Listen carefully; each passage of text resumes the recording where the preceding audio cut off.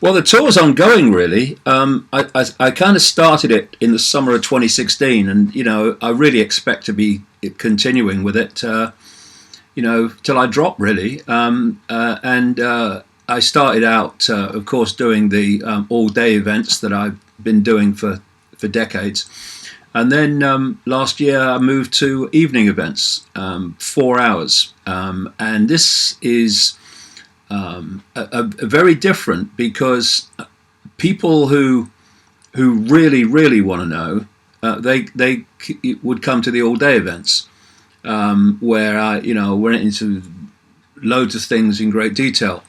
But what we're looking for, obviously, is people who are curious and would like to put their toe in the water, if you like.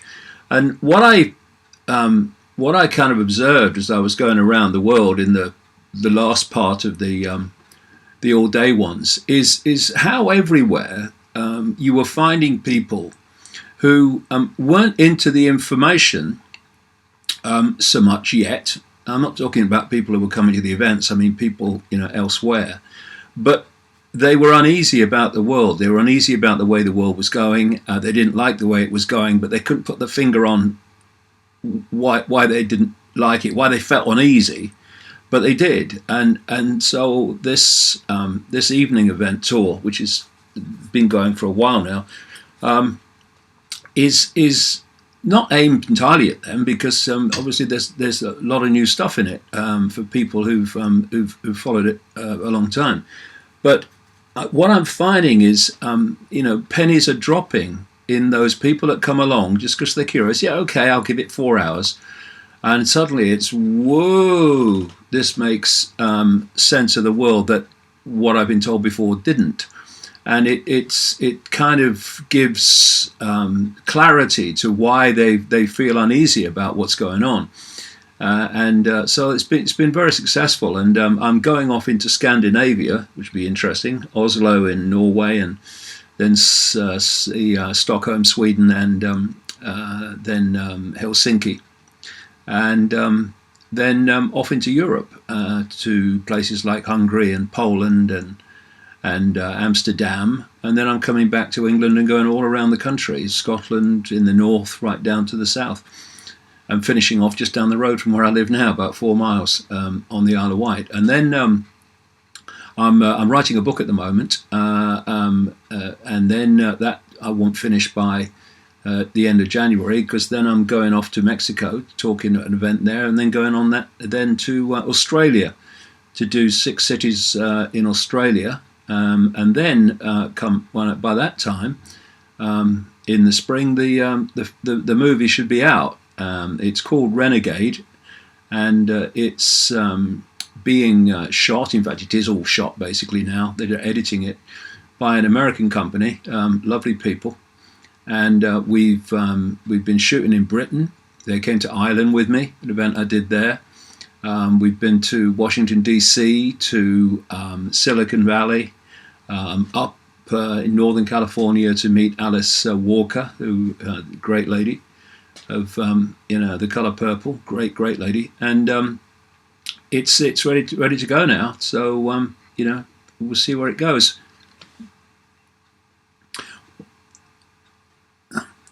Well, it's both really. It's telling what's happened to me in the last 30 years, but at the same time, it's looking at what I've been saying in the last 30 years. So it's both fused into one really. This company has a very good track record of getting its movies out to a very, very large audience. They were the makers of a movie about extraterrestrial UFOs called Unacknowledged, and they seem very, very professional. And I've really enjoyed working with them, and don't think it's going to be the last movie we're going to do. So what this is aimed at, obviously, is again widening the number of people that are aware of this information, because that's absolutely vital and absolutely urgent. Well, it was, yeah, but I've got it now. got the visa now, so that's definitely on. Took a while, but a while of complete radio silence, but I've got it now, just in time actually, because what Jamie, my son, who runs everything, organises everything, decided with me is that if we've not got the visa by this coming Friday, we're going to have to pull it because of the run-up time. And it came on the Wednesday, I think. So that was very synchronistic. The hardest country to get into is Germany, funnily enough. That's really, really stitched up. It's a very, very controlled country. And, we book venues there, and sometimes venues take the booking and then pull out when they start getting abuse. And a lot of other times they just won't take the booking. So I can't speak in Germany. And, you'll say to people, well, people who are not aware anyway in Germany, do you live in a free country? And they'll say, oh, yeah, of course we do. Well, you don't. And, of course, what we're seeing around the world is freedom of expression being squeezed and squeezed and squeezed all the time. Say what you like about Alex Jones. It doesn't matter what people think of him. What's happened to him in terms of being censored and banned by all these tech companies at the same time. I mean, it wasn't coordinated or anything, it basically is a chilling happening for everybody. How it's all happened is that this is what I've been saying over the years. The internet itself was created from military technology by DARPA, the technological development arm of the Pentagon, and of course, if DARPA is creating something, then there's a colossal ulterior motive that's not good for humanity. But to sell the internet and get it to be a central to people's lives and central to the way that society globally is run, which they've now achieved, they had to, at the start, make it something that people wanted. So it was a free internet. You could have free discourse. You could say what you felt, what you liked. You could have any opinion, virtually any opinion. And as this pulled more and more people in, and it became this central point of human society, the internet now, they were building up companies, giving them fake cover stories for how they came about, seed funding them, and promoting them in ways that started to build them up into monopolies, social media monopolies, search engine monopolies like Google, who of course own YouTube. And once people were in the web or on the end of the fishing line, in other words, they've become dependent upon the internet, and the internet had become, through these corporations, the major vehicle through which people get their information and their news. Then the real face of DARPA's internet started to show. And of course, first of all, they start picking off, we've got to stop jihadis recruiting online, so we'll ban that opinion. We'll widen it, of course, so anyone's a terrorist, basically, in the end, who has any opinion that's outside the norm. And then, hate speech. Let's have hate speech. No, you can't have hate speech. Oh, yeah, what about fake news? Yeah, that's a good one. Yeah, I'm glad you thought of that. Fake news, I like the sound of that. Yeah, we'll have fake news, yeah. And, of course, fake news means basically, from their point of view, any information that's challenging the official narrative. And so it's gone on, step by step by step, the totalitarian tiptoe, as I call it.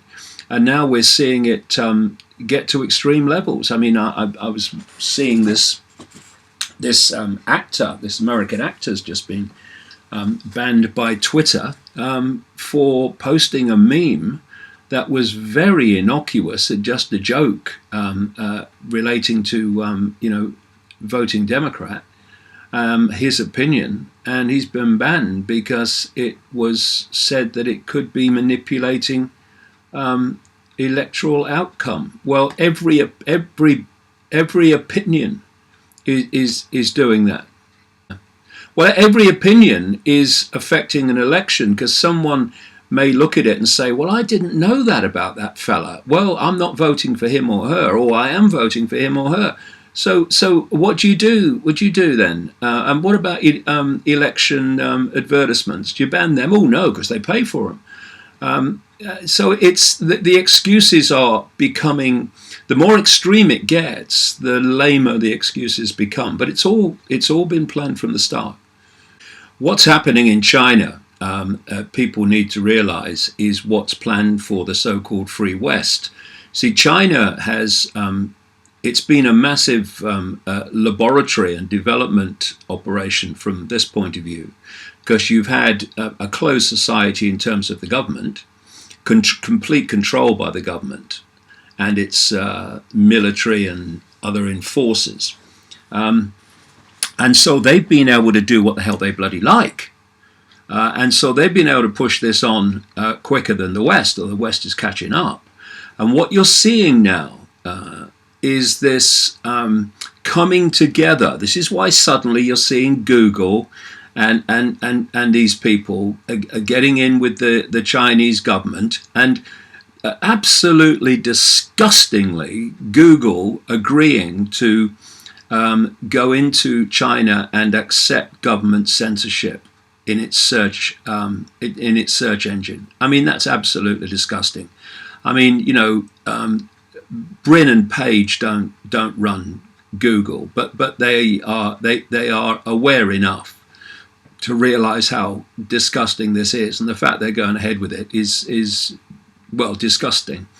So yeah, well, you know, I did see some footage recently of a Google sort of staff employee meeting, team meeting in this kind of theater with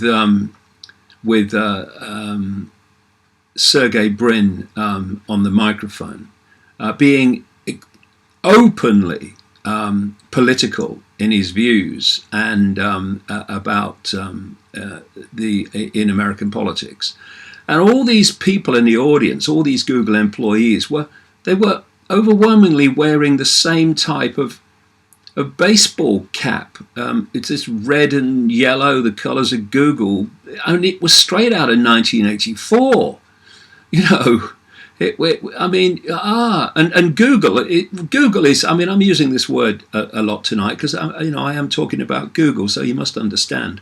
It is a disgusting organisation, and it has fantastic power to, ironically, manipulate electoral and other outcomes, because it can decide what people see when they search keywords. I mean, I'm just now producing a book which will be finished, I hope, by January, which is about 9/11. And, you know, I published a book in a year after 9/11, to the month, called Alice in Wonderland of the World Trade Center Disaster, which was pretty much the first, you know, major book to really question 9/11 and look at the evidence that the official story was a lie. And I've been now putting together not an update of that, but a completely new book that actually, you know, brings together all the information now over 17 years, and it is staggering. But where I'm going with this is that going around the internet, you know, following 9/11 information, you can see the scale of censorship that's gone on. I remember what it was like when I wrote Alice in Wonderland in the 9 months after the attacks, and there was information everywhere. And you'd go into a search engine and you would see, you know, information about 9/11 of all kinds. But now you've got to get the search engine words pretty perfect to pull up a lot of the information that's exposing 9/11 as the hoax that it is. The main search engines of Google are the conventional story, and this is what you're going to be finding, because of course in Europe the European Union judges, in fact, just one judge actually in terms of the vote, decided to impose upon the entirety of Europe no vote in any parliament, to introduce a law that says that you can apply to these to Google, etc.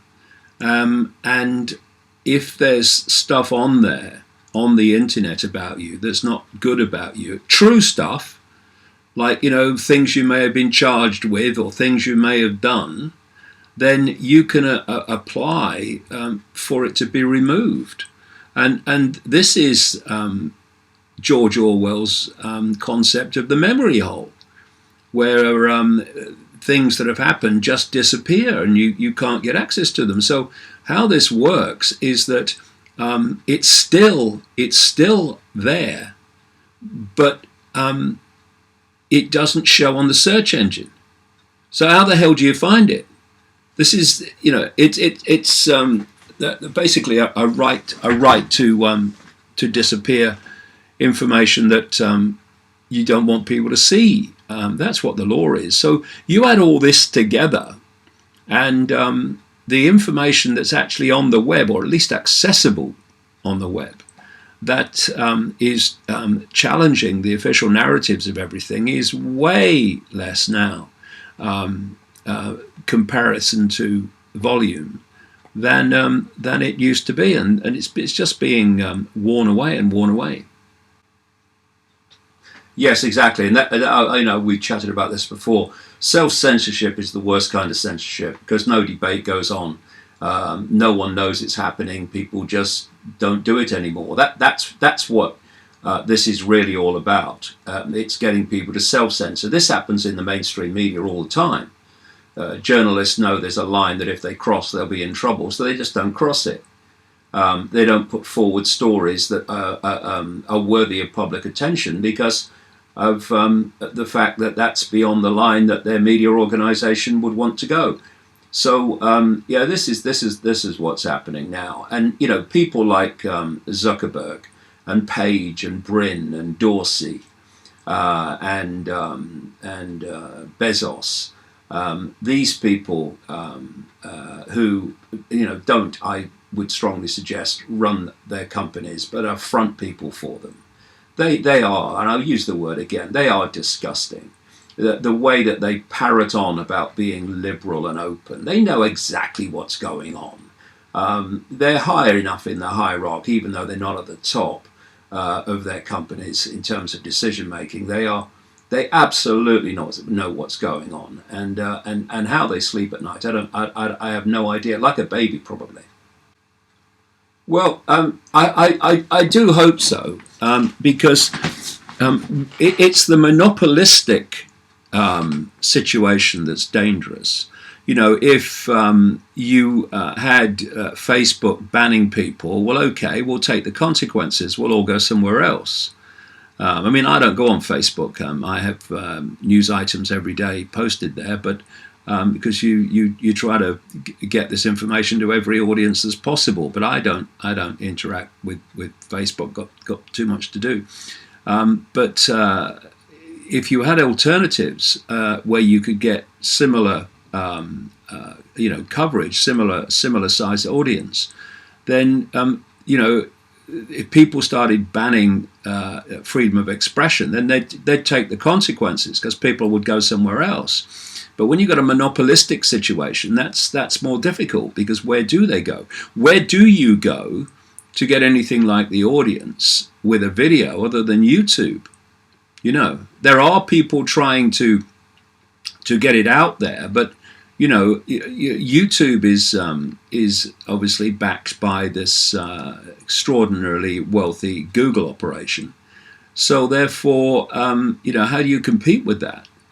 And of course, YouTube is censoring as well, of course.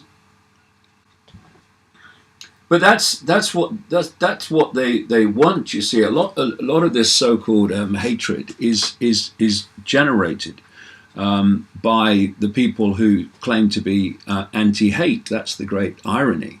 I mean, the hate that comes from the so-called progressive left, which claims to be liberal but is the absolute opposite of it, is quite staggering. When you see a contorted face full of anger and hate screaming about we must stop hatred, it's quite bizarre, the level of psychological self-deception that's going on there.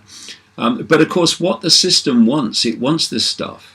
I mean, if you weaponize the term anti-Semitism and you are using it not to stop racism but to stop legitimate criticism of Israel, then what do you want? You want more anti-Semitism, because that then gives you more justification for your case to expand, as has happened, to expand the definition of anti-Semitism to include criticism of Israel. So it's good for these people. They want this. They want an excuse. It's literally problem reaction solution, or no problem reaction solution often, to justify more and more censorship. So you've got to see it as a psychological game, because that's what it is. This whole conspiracy for control of human society is psychological. It plays out in various ways that appear not to be psychological, but it's all psychological. It's about controlling the perception of people, to put them in these tram lines of perception, very narrow band of perception. And anyone that won't submit to that and is exposing it and putting other information in front of people, which would change their perceptions potentially, well, they're being silenced. I was talking in an interview yesterday, and I was talking about the difference between the microphones and the people. You see, what dominates discourse, what passes for it, in the main arena of information circulation, where most people get their information, it's dominated by the opinions of those that have access to the microphones. And of course, what the system does, it gives those microphones overwhelmingly to people who are promoting what it wants people to believe. So you can, for instance, the examples are endless. You can post, if you are coming from this progressive political correctness direction, you can post horrible abuse of people on Facebook and Twitter and elsewhere, YouTube. You'll never get banned. You'll never get banned because you're saying what they want people to believe. You are calling on people to hate those that the system wants people to hate. So therefore, you're not going to get banned. It's the people that are coming from the other direction that the system doesn't want people to hear. They're the ones that get banned. And so if you don't realize that, what you can fall into the trap of is thinking that the general opinion of the public, people in general, is what's coming out of the microphones. It ain't. When I talk to people, people in the supermarket, people walking down the street who come up to me, I get in conversations with people, and you ask them their opinions of various things, they're invariably nothing like the opinions of the microphones. Take political correctness. Oh yeah, we must have more political correctness. You can't say that. You can't say that. I don't think I've ever met anyone in the general public so far, anywhere in the world, that wasn't appalled at the way people are being censored and abused for having an opinion. But they don't get the microphones. But you can fall into the trap of thinking that the microphones are representations of public opinion. They are absolutely not. You know, we had a situation recently, it was still going on really, but it reached a real peak about 2 or 3 weeks ago, whereby the British opposition Labour Party, led by a guy called Jeremy Corbyn, has been under untold abuse from the Zionist lobby, the ultra-Zionist lobby, to accept a ludicrously broad and unjustifiable definition of anti-Semitism, which they've weaponized and therefore can use to this definition to stop criticism of Israel. And in the end, he caved. He caved less than the people around him, but the party caved in and accepted it. And of course, the abuse was coming from the newspapers, who can't stand the Labour Party anyway, and Corbyn. And it was coming from the Zionist lobby, and it was coming from other groups of people who can't stand Corbyn and want him out. So that was a coalition of anti-Corbyn and anti-Labour people, and the ultra-Zionist lobby that wants this definition accepted so it can stop criticism of Israel. So they caved, but they caved in the face of this abuse that was all coming from these microphones I'm talking about. You talk to people in the street and they could see what's going on. They could see that this was just a scam to stop criticism of Israel. They could see that it was a coalition of that and people that just wanted Corbyn to resign or forced out as leader. But so what do? You look at what people think, and you go with that. You don't go with the hysteria of the microphone voices and the agendas of the microphone voices, and you don't cave. See, when I'm talking and writing and doing things on the internet, I'm not talking to the microphone people. I mean, I couldn't care less. I'm not trying to persuade academia. I'm not trying to persuade mainstream journalists that what I'm saying has got validity. I couldn't care what they think about what I'm saying. I'm talking to the public, and I'm talking to people who are far more intelligent than the microphone people. And I'm going direct to the public, direct to the general population, not going seeking to go via these various mainstream microphones, and it works. It works, and you don't change what you say or change what you do because people in the system are hurling abuse at you. I mean, who cares? And therefore, you don't stop and defend yourself. There's nothing to defend yourself about. You just talk directly to the public, and anyone, he who have ears, let them hear, and that whole concept. And people need to do that because public opinion is not the same as microphone opinion, and we must keep that in mind. Otherwise, we can get caught. Letting microphones set the agenda of what should be. Yeah, well, the book on the flower power scene of the 60s is excellent and unique in terms of the subject matter from my experience anyway. Some other people must have written about it, I guess, but not to my knowledge. And the way he exposes how the whole 60s flower power era was basically a front for the military intelligence complex.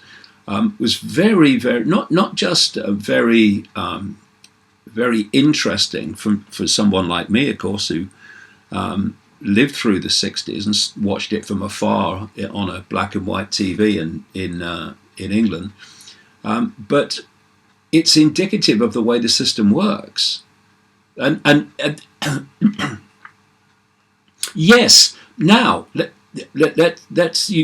I'm glad you brought this up. I wasn't expecting it, but I'm glad you did, because we can apply this to today. See, what was happening in the 60s is that young people thought they were challenging the system, and yet all the time the system was using them to serve the system, and that, as McGowan identifies brilliantly, all these major bands and personalities that basically defined the 60s and the flower power era of years, coming from military and intelligence families, turning up in Laurel Canyon near LA around the same time, and then they suddenly become so many of the defining names and bands of the 60s, and Jim Morrison, all of them, and so you had this situation where it appeared to be a massive revolution against the counterculture, they called it, didn't they? Against the system, but the system was running it, and now we have this progressive, so-called regressive, actually, situation, which is taking so much control of the colleges, the universities, the campuses, what they now call campus culture, and they think the system is Trump. It's hilarious. Trump's just a front man for the same system that controls the Democrats, ladies and gentlemen. And they've used Trump to create this division and this polarity. But what's happening is you've got the situation now where Trump is owned by Israel completely, 100%, and by the neocons now. And I mean, anyone that puts John Bolton in as national security advisor is not serious about draining the swamp. But what they've got in the wings now, waiting to come in, because of the way the Democratic Party has gone further and further the other way in response to this polarity of Trump. They've got waiting to come in a Democratic Party that will absolutely destroy what's left of freedom of speech and freedom of everything. There's been such a psychological job done on this progressive mindset, which is extraordinarily arrogant, that believes that only its opinion has any validity, and because anyone that doesn't agree with them must be wrong, what's the point in giving them freedom of speech? What they say has no validity because they're saying something different to me. This is literally the mentality that's running through their minds, and they have had such a job done on them psychologically that they think hysterically that they are the successors to the civil rights movement of the 60s, to the Martin Luther Kings and so on. They're not. Martin Luther King would wince and weep at what they're doing, and creating all these divisions and fault lines and all this reverse racism they're involved in. And so what's happened is, as the Trump administration, that which controls Trump, has pushed, at least in in some ways literally, but in other ways perceptually, to the right. So they've created a situation where the other polarity has gone the other way. So now you've got this big division between the two. So on one side, at the extreme, you're saying build a wall across the Mexican border, and on the other side, at its extreme, they're saying let anybody in.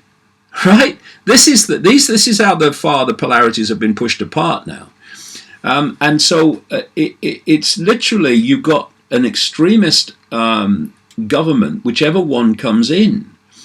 Because if the Democrats come in, then all this political correctness is going to deluge American society. And they because, they can't see, not least because they're so far up their own backside, it must be, very difficult to see anything, that they're acting like the very Nazis they accuse everyone else of being. And that is coming in. I mean, some of the statements now about coming out of the Democratic Party are extraordinary. I mean, over this Kavanaugh story, I don't know what the background of that is, and nor does anyone else in the public arena or politics. But the timing of it, 35 years after it's alleged to have happened, just as the Democrats were desperate to stop him getting onto the Supreme Court, is so blatantly, obviously a political act. And when you hear Democrat politicians saying that he has to prove that the allegations are not true, allegations which up to this point have had no detail whatsoever, and the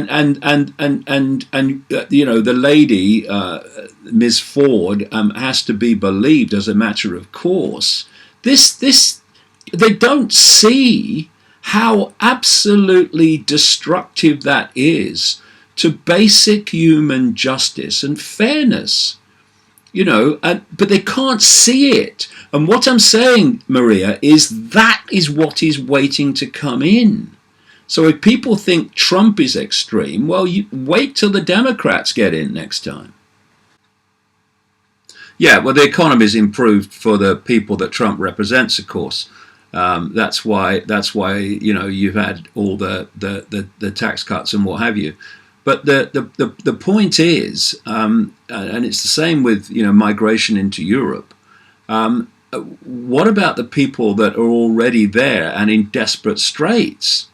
I mean, how does that work? What are the mathematics of that? Never mind, kind of pushing it into a racism argument, which is not what I'm saying. I'm talking about numbers. How does that work? I mean, we've got people in Britain who, again, the progressive mentality, who are saying that the hospitals are falling apart. There's not enough homes for people. There's not enough jobs for people. And at the same time saying open the borders. Well, how are you going to square those two things? But of course, yeah, exactly. I mean, people who don't follow this need to realize just how detailed this is. They knew that when they started bombing countries in the Middle East, that they would force an exodus.